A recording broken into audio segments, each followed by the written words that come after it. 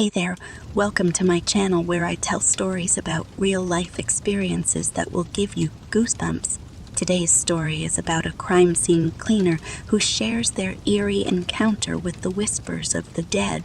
This job is not for the faint of heart and can leave a lasting impact on those who perform it. As we delve into this spine-chilling story, you'll find yourself on the edge of your seat, wondering what will happen next. So if you're a fan of true crime stories and enjoy getting spooked, don't forget to hit the like button and leave a comment to let me know what you think. And if you want to hear more stories like this, be sure to hit that subscribe button and turn on notifications so you never miss a new video. Thanks for tuning in, and let's get started. As a crime scene cleaner, I'm no stranger to the horrors of death and violence. But that doesn't mean it's easy to shake off the uneasiness that lingers long after the job is done. There are times when I swear I can hear the whispers of the dead. The walls of the room seem to close in on me, suffocating me with the weight of what has transpired there.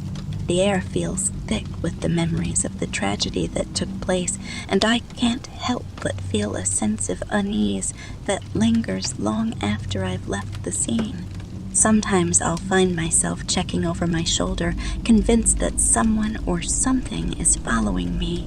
The shadows in the corners seem to move, and I can't help but feel like I'm being watched.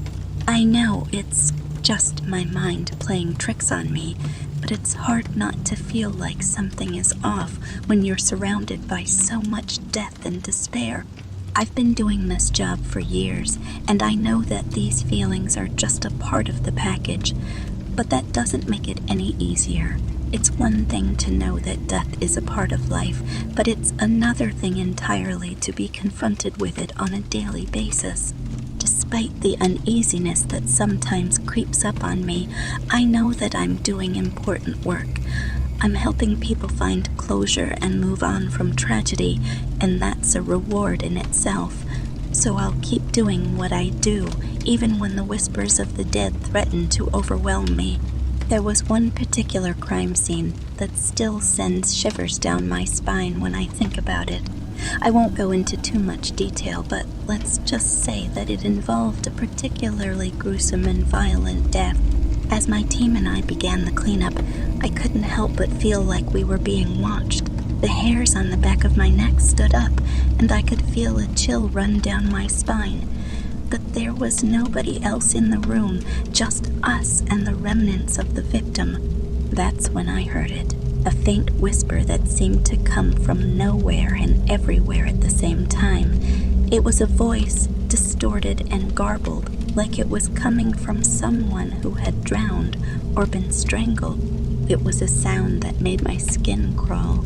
I looked around the room, trying to find the source of the noise, but there was nothing there. My team didn't seem to hear anything, and I knew that if I mentioned it to them, they would just dismiss it as my imagination.